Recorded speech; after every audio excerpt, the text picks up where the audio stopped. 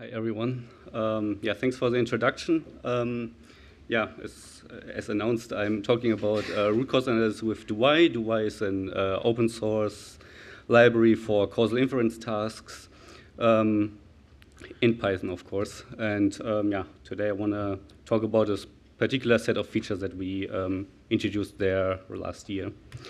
So the talk has roughly 4 sections. First, I will talk about DoWhy, what is it, what can you do with it. Then I will talk about some hypothetical example you could solve with it.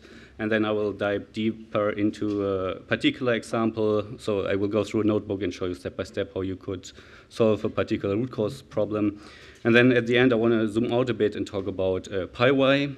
PyWhy is an independent ecosystem for causal learn packages on GitHub, and yeah, hope to make some advertisement for that.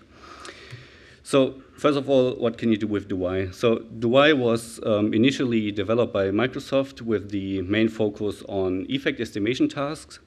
And yeah, in the meantime, we also developed a causal library at AWS using so-called graphical causal models, which nicely complement the feature set of DoWhy.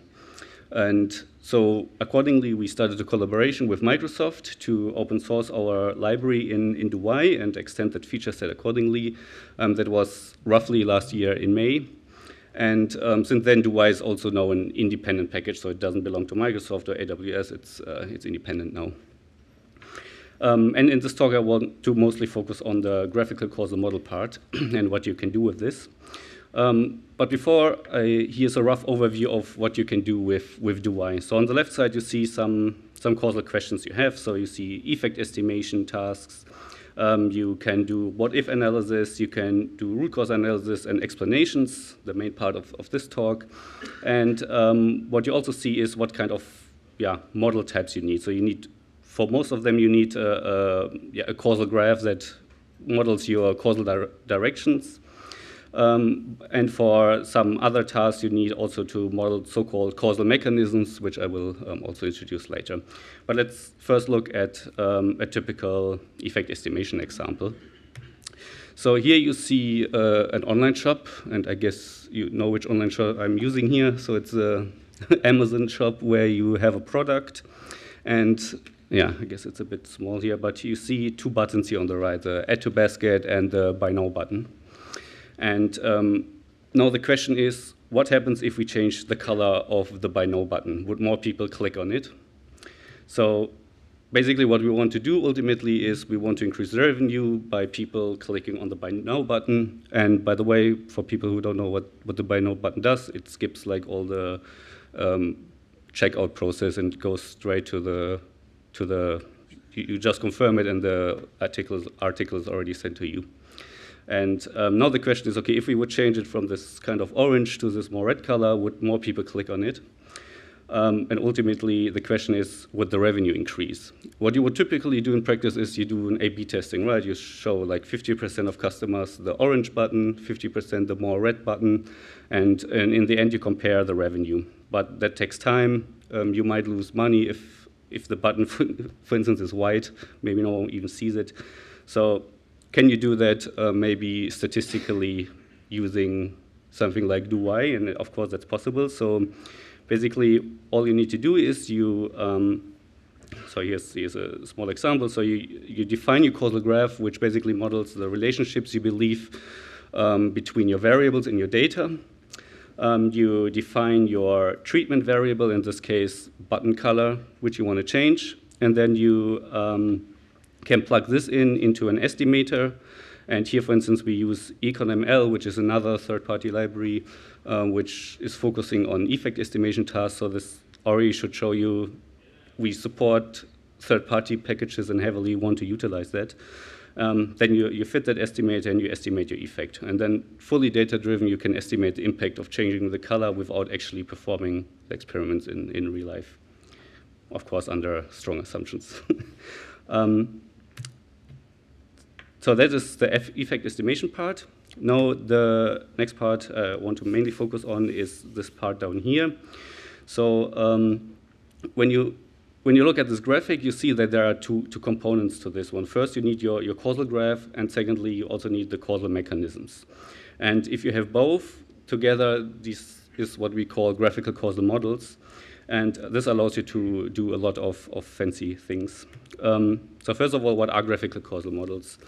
So yeah, as I said, there are two parts. The first one is the graph structure, where you believe or what you believe are the causal relationships in your data, and the interpretation, I think it's fairly easy. So like this node is a parent node, for instance, of this one, and this just means this is the cause and this is the effect, and this is how you define it.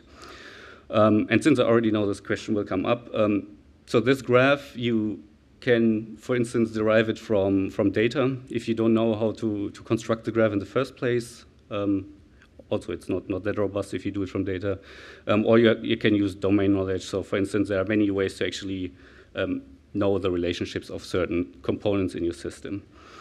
And the second part of this is modeling the so-called causal mechanisms. So when you look at this graph, you can model it as a causal Bayesian network. And this basically composes into so you model the joint distribution of the data here, and the nice property of Bayesian networks is you can decompose it into conditionals of a node given its parents. And here we are particularly interested in causal Bayesian networks, not just Bayesian networks. So the difference here is the causal Bayesian networks basically has one ground truth, the true causal directions, while Bayesian networks, you're actually happy with anything coming from an equivalence class, so there are multiple solutions, but not all of them are causal. What we are particularly doing in DoWhy is we use so-called functional causal models, which you can simply think of. Each node can be described by a function, which takes as an input its parents and some noise. The noise is assumed to be not observed and is the most crucial part here, because by having this functional form here, you can do all kinds of things like estimating pointwise counterfactuals for certain outcomes that you observe, which, for instance, are not possible if you just have a Bayesian network where the notion of noise in that form doesn't even exist. So I guess the takeaway is the goal of the graphical causal model is to model the data generation process.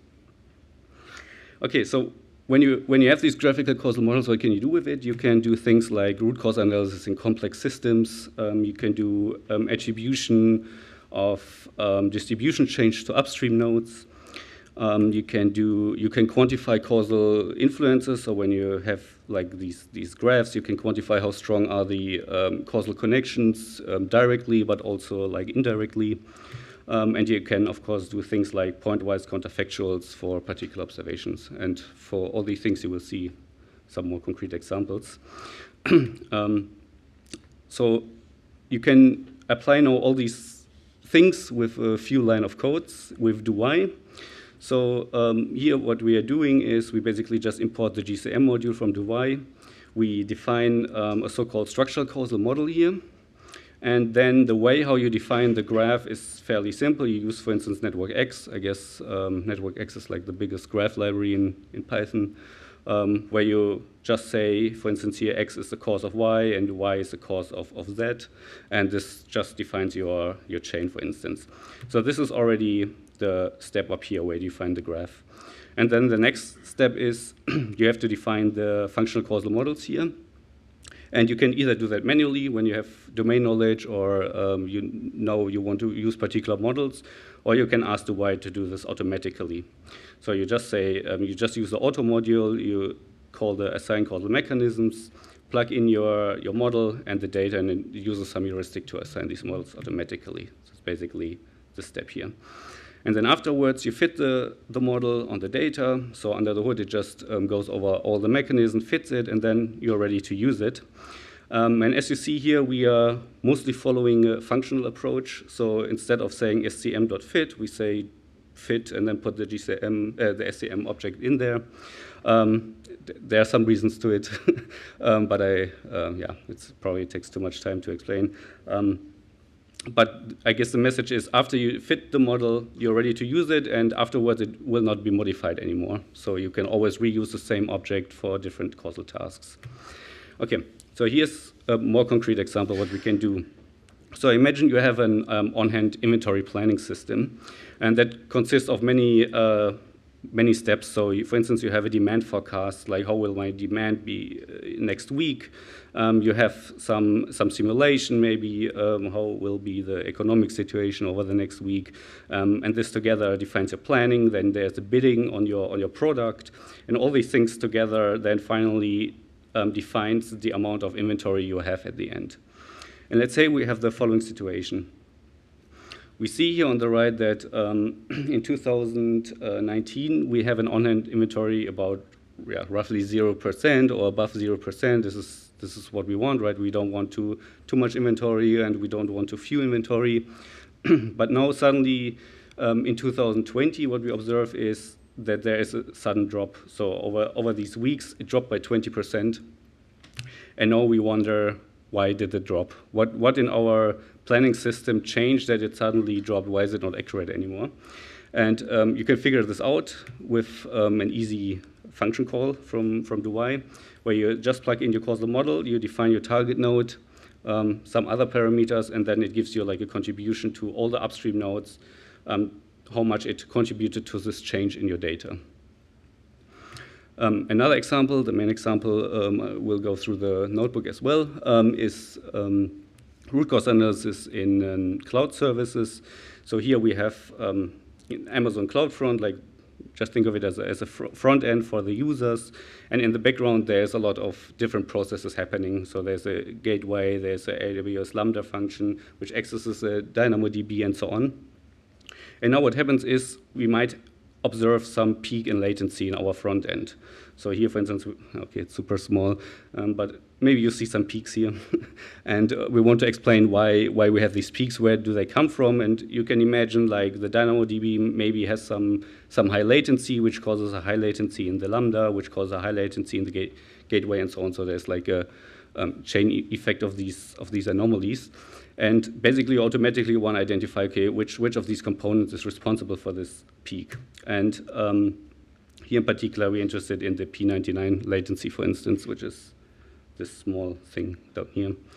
And again, you can do this easily with a function called to DoWhy. You just plug in your causal model, you specify your target node. Here, this would be the CloudFront. And you put also in the concrete sample here that you're interested in, and it gives you the attribution to all the upstream nodes here in the graph. And what you can do in addition, you can also simulate interventions. So now you identified maybe the root cause. You can ask the question, okay, what if I would reduce the latency? Would this fix my issue? And you can simulate this by doing a so-called intervention and sample new latencies from a hypothetical distribution where you fixed your issue and see if that actually helped you in reducing the latency. Okay, now we'll switch over to a notebook to take a look at this a bit more in detail. I hope that's okay in the back to read. Okay, so the example we have here is an root cause analysis example in microservices. So here we are particularly modeling the checkout process of a website. So when you go to an online store, you place an order, then it takes some time until the order is confirmed or something went wrong and got rejected or something. And basically what happens is as soon as you click on the button, when you click on the place order button, a lot of stuff happens in the background. So here's like an overview of a dependency graph. So you have this website node, which is the website you are interacting with. When you click on place order, it acts like a web service, which acts like an API, which acts as a product service, and so on. Like there's a whole bunch of stuff happening in the background. And now, imagine there is one anomaly happening somewhere, and the user suddenly face a high latency. Then you want to identify which of these nodes is responsible for this. By the way, this graph here is artificially generated, and also the data I'm using, so it's based on real architectures, of course, we saw, and also the data is tried to mimic real data, but yeah, just as a disclaimer, these are all artificial data things here. So the first thing we would do is we load in some data. And here, for instance, we just use pandas, load in a CSV, but where the data comes from, it doesn't matter as long as it's a data frame in the end. And the format is, I think, quite normal. So you have your tabular data format where the columns correspond to certain nodes in your graph. So these are just the node names. And each of these values here represents some latency in seconds. So like a pretty normal format here. And the first thing we do when we want to model this is we take a look at the data. How does the data look like? So here's some scatter plot, and yeah, it's, I guess, again, too small, but yeah. So here's some scatter plots, and by the way, the step is also optional, so if you don't want to look at scatter plots, you don't necessarily need to do that. So what you see is on the diagonal, you see like the so-called marginal distributions of the nodes. So like if you just take a look at the data of each node individually, you would get this kind of distribution. And what you already see here is, first of all, you don't have negative latencies, which is, I think, quite clear. And you also see that you have these rather half normal distributions. So you have like a lot of latencies which are quite fast, and then you also have some latencies that take a bit longer. So you have like a long tail distribution here. And this is already some good information we could use later for modeling this graph. Then when you take a look at these pairwise plots, you also get some useful information. So many of these plots can be described by a simple linear function. So I guess the most obvious one is down here, the web service and the website. You see this is like a very linear function with some noise. So linear function would probably already be a good description of this, and similar for the other one as well, although it's quite large noise, of course. But you also have some more complicated things, like here the caching service in ProductDB, where like a normal linear function would not be a good fit, or you probably couldn't even model this accurate at all. Okay, so these are already some helpful information. So now the first thing we will do is we will set up the causal graph, the causal directions. And here we're using, as I mentioned earlier, Network X, and we import the GCM module and simply define the graph. Now, one thing, when we think about the causal relationships of latencies, when we take a look at this at the dependency graph, then it's quite clear that a high latency, for instance, in the ProductDB would cause a high latency in the caching service and not the other way around. So the caching service would need to wait for the ProductDB, and not the ProductDB needs to wait for the caching service, at least in this simplified setting. Of course, there are more complicated ones. Therefore, when you think of the causal directions, we actually need to flip the edges here. So the dependency graph just flip the edges.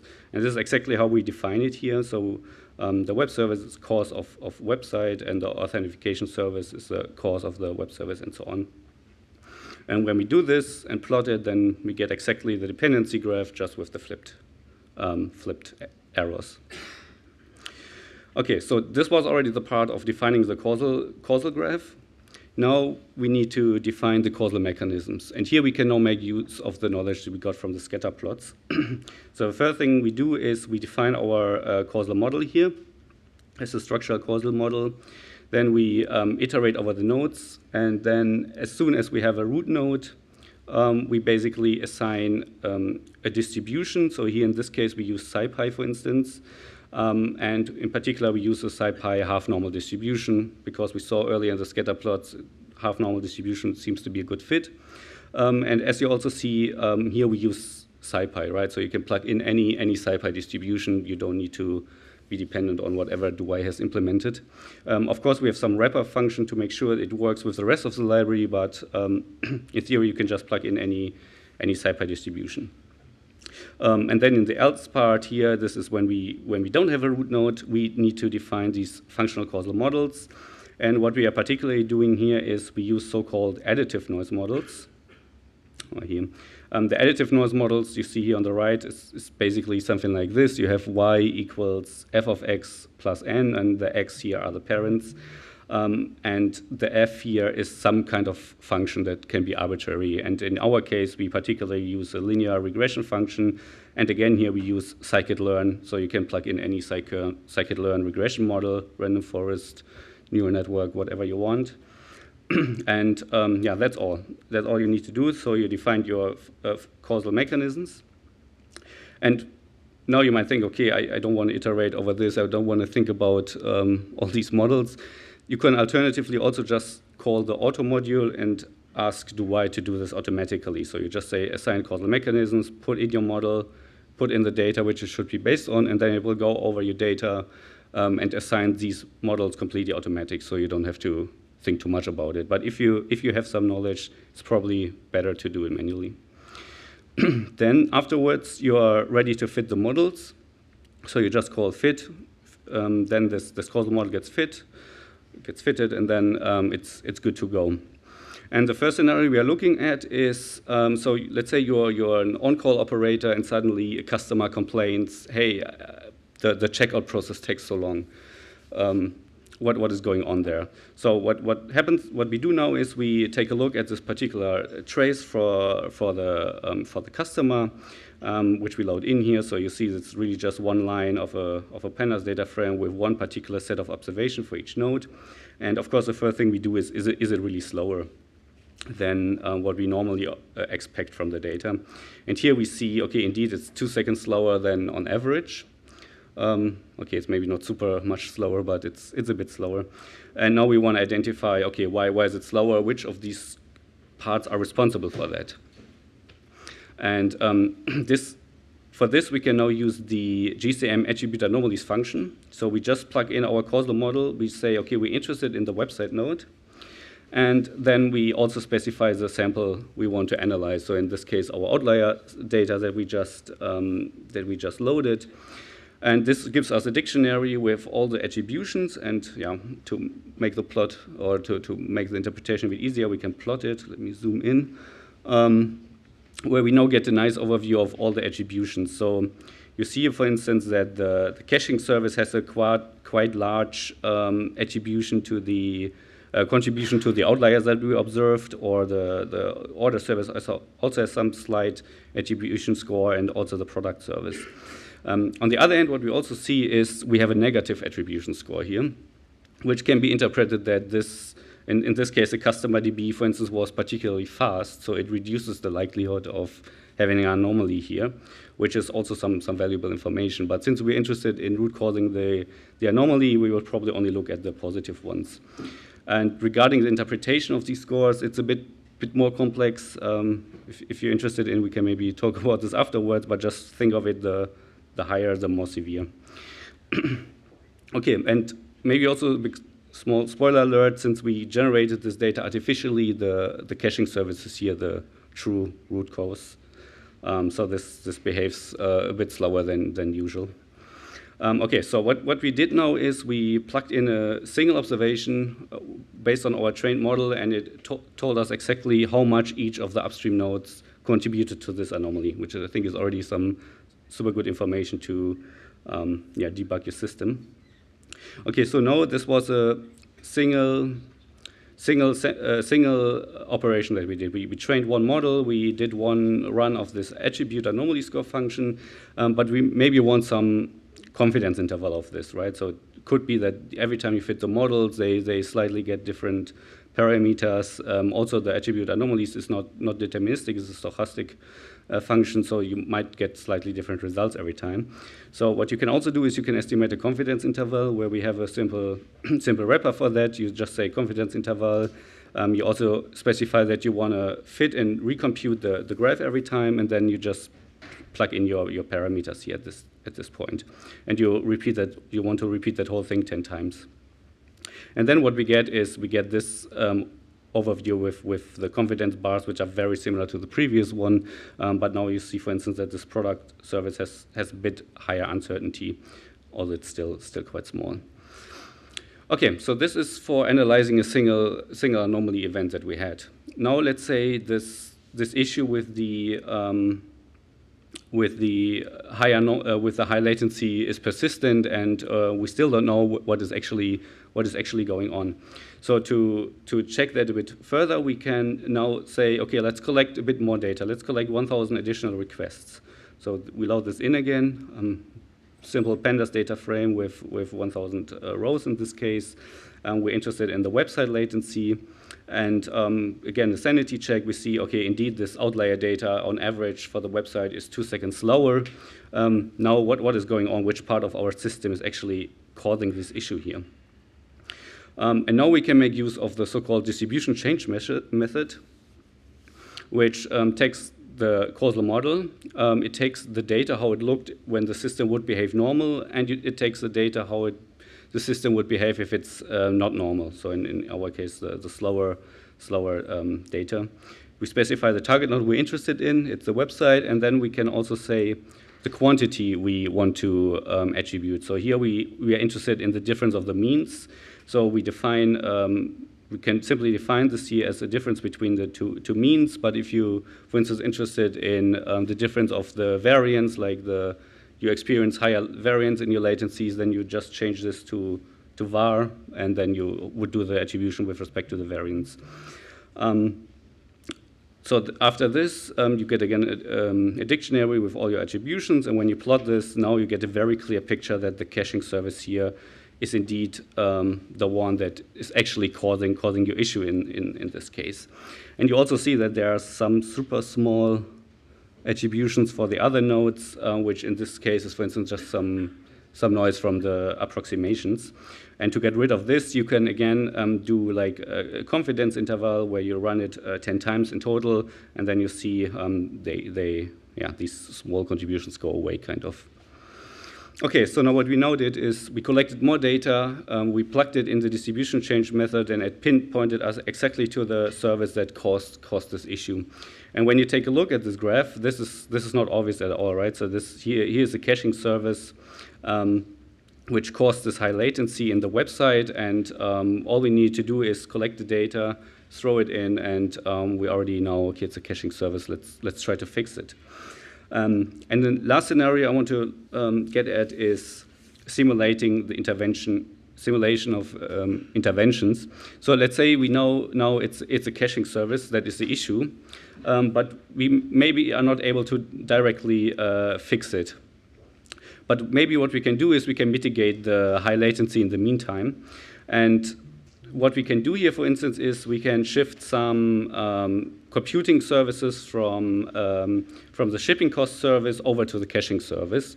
But this comes with some cost. So by moving these compute resources over, we basically make the shipping cost service slower, but we would speed up the caching service. Now the question is, does it actually help us if we would do this? And in this particular example, we assume that by removing computing resources from the shipping cost service, we make the shipping cost service 2 seconds slower, but speed up the caching service by 1 second. So again, 2 seconds slower shipping cost service, 1 second faster caching service. Does it actually help us? And we can simulate this now. So we would fit our model on the outlier data, and then we perform we get some so-called interventional samples here. And here we basically simply specify, okay, the caching service is now 1 second slower, and the shipping cost service is, the caching service is 1 second faster, and the shipping cost service is 2 seconds slower. So we add 2 seconds to the shipping cost server and remove 1 second from the caching service. Now, how would the overall latency of our website look like? And when we plot this here and compare it, we see that before the latency were roughly 5.5 seconds, and afterwards it's 4.5 seconds. So we overall were able to reduce the latency by 1 second, and we simulated this completely based on the data. We didn't do this in practice yet, at least.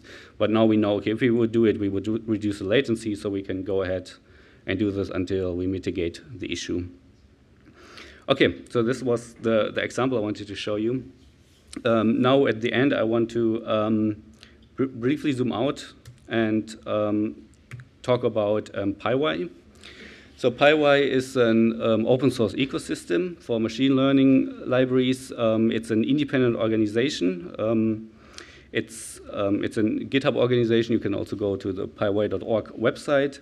The mission statement, maybe I won't read it out, but the mission statement basically says that we try to have a collection of open source causal inference libraries that are interoperable, are practical for users, and also improve the state of the art for causal inference. We just founded it last year around May, so it's still in a very rough shape. There are few libraries, but the interoperable part is not there yet, at least. Here's like a rough overview of different projects that we have in there. So we have DoWhy, the largest package. We have DoDiscover and Causal Learn, which are focusing on causal inference based on data, for instance. We have also EconML. EconML is for effect estimation, and you see these are all people from different places, Microsoft, postdocs from universities, and so on. And also recently, we have a new package started called PyByStats, where we focus on a bunch of statistical methods that you might not find in SciPy or stats models, like conditional independence tests that are a bit more state-of-the-art, or stuff like Kyle divergence estimations for continuous data, which are also not in SciPy, for instance. And of course, that could be your project. So if you work on anything related to causal inference, you might consider to add your project there, or if it's like a single algorithm where you think, okay, it doesn't need a whole package, then maybe one of these other ones might be a good fit for it. So yeah, join our community. There's the website, the documentation of why you can find here. This is the GitHub organization, and the Discord. I don't think you will type in the Discord link, but if you Google it, you will find it. Every Monday, we have like a public meeting where you can just join, listen in. You can ask questions or if you have a concrete problem, just bring it up. We're always there to help. Yeah, that's all then.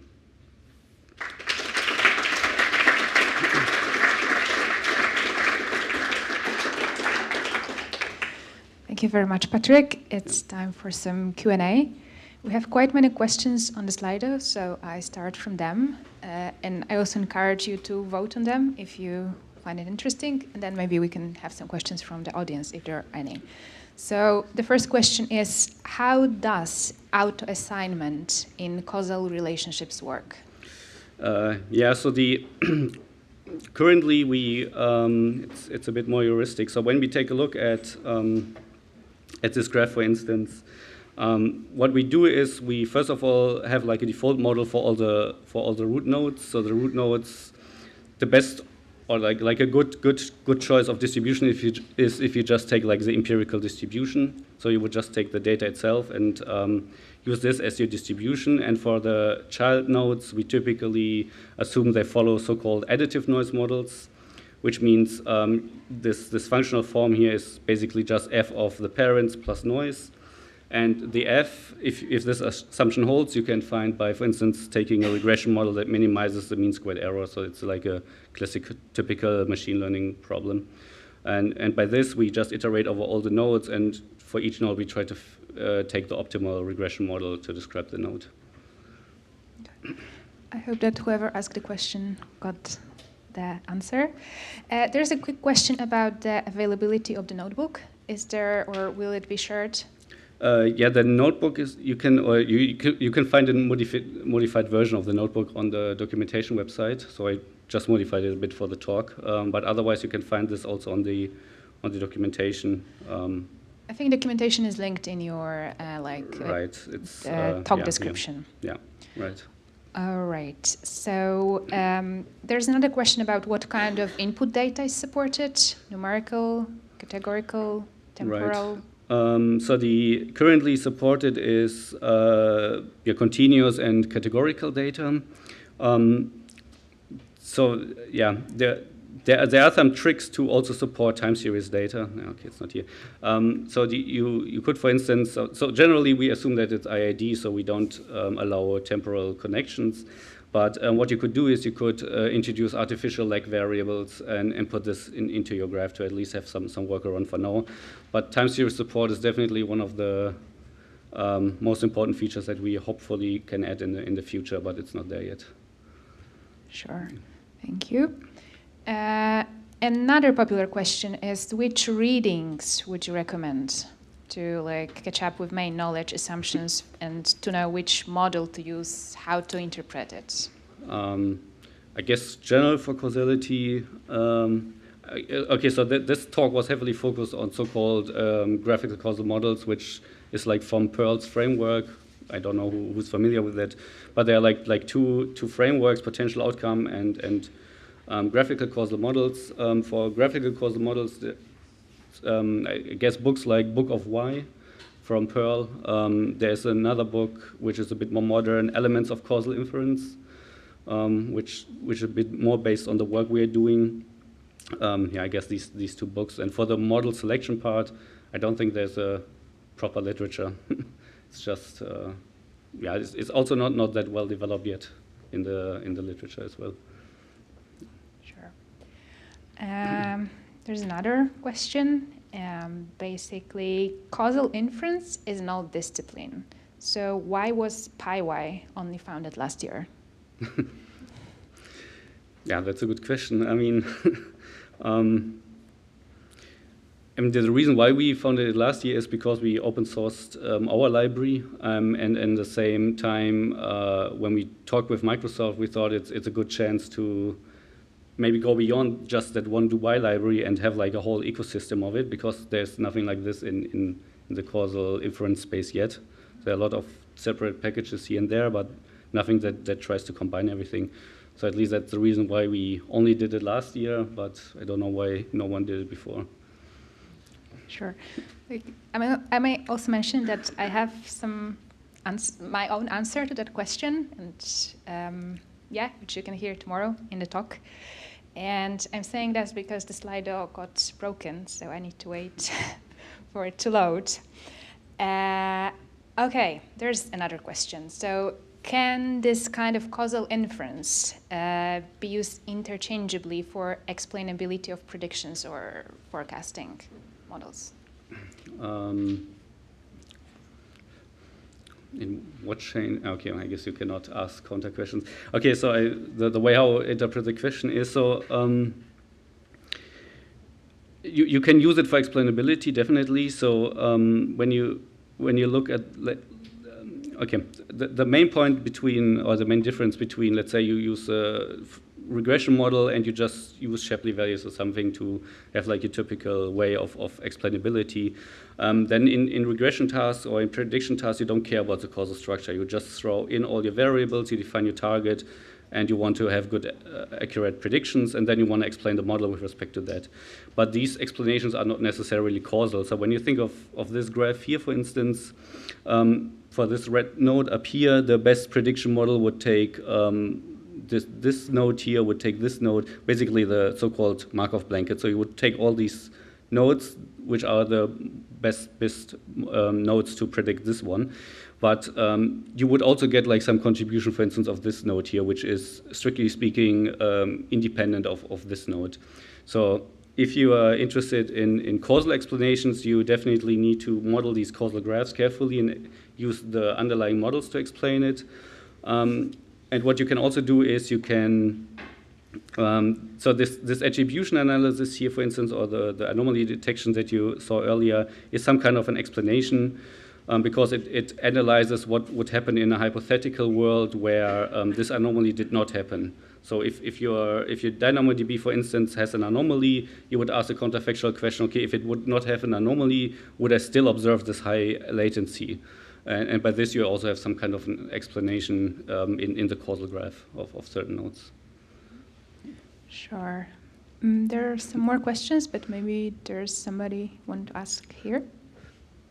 Yeah, thank you for your presentation. So I have two questions. The first one, so about association points. So what is the main, let's say, difference between this framework and Sharp ratio? Because I can do the same Sharp library. So I can do, let's say, approximately the same in terms of outcome, yeah, using Sharp library. So I can build the model and just analyze the outcome for each feature. And the second question, so I got about the model selection, but is it a way to auto build this causal graph, or do I need satisfy, created manually? And if there is was a way to build it automatically, how, just a short story, how do we do it? Thanks. Okay, so the first one regarding, you mean SHEP, right? The SHEP, yeah. So this is a point I mentioned earlier. So you can use SHEP, for instance, to describe each model individually here, but you it doesn't make sense if you. SHEP is just focusing on explaining whatever model you trained there, and this model that you put in there doesn't necessarily need to be causal. But if it's causal, then it could make sense to use SHEP there as well. So for instance, if you just use a model that uses these two nodes to predict your red node here, then it's a causal model. And then if you use SHEP, then you get also a good causal explanation for your target values. But if you just care about predictions, you would also include this yellow node here. And then the SHEP explanation would not make sense with respect to the causal explanation. Just think of it, if you would change the yellow node here, it would not impact your parent node. The causal direction only goes in the other way. So whatever statements you get from SHEP there would not make sense with respect to the causal directions. And the second thing was it about building this graph in the first place? Yeah. This is of course the hardest problem. So there are ways to infer this from data using, for instance, independence tests. So, for instance, you know that these two nodes have to be statistically independent. So you know there's no connection. You know that this node needs to be dependent with its parents, and these two nodes become conditionally dependent if you condition on this. So, okay, long story short, there are some statistical methods to also infer this graph, and this is one way how you could do it, but at least in practice, they don't work that well. So it's better if you have domain knowledge that builds this for you.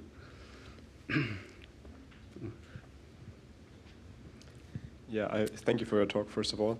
I have one question. Can you interface this already with libraries like Torch or the deep learning stuff, so to say? Yeah, so we try to have it very modular. Okay, maybe switch over here. So we have some certain interface that needs to be fulfilled. So for instance, if you use an additive noise model, then you have your typical scikit-learn interface. You have a fit and predict method, and you could implement a deep neural network, whatever fancy structure you have there that just implements fit and predict, and then you can just plug it in. That's possible. And of course, everything that scikit-learn supports is already possible out of the box. We also have some experimental features where we replace that whole thing with a stable diffusion model, which is a bit more modern way of modeling stuff. So yeah. Okay, thank you. It's modular. You can plug it in. Yeah.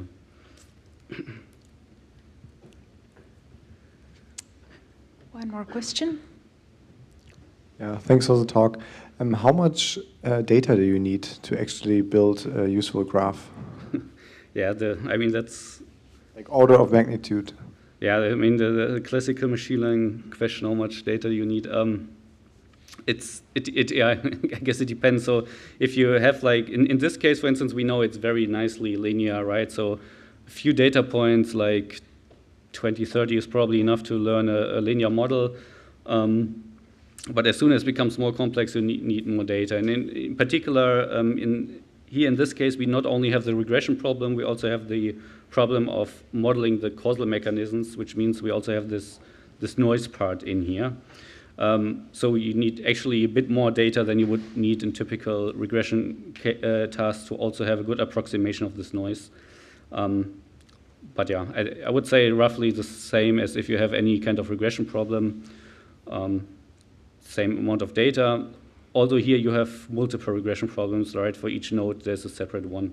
So yeah, I cannot give, I guess, a good amount there, but I would say 50 when it's linear and probably 1,000 if it's nonlinear.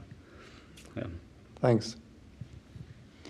Okay, I think we should wrap up now, unless there's somebody who would like to ask a question. No. So thank you very much, Patrick. Please give another round of applause to our speaker.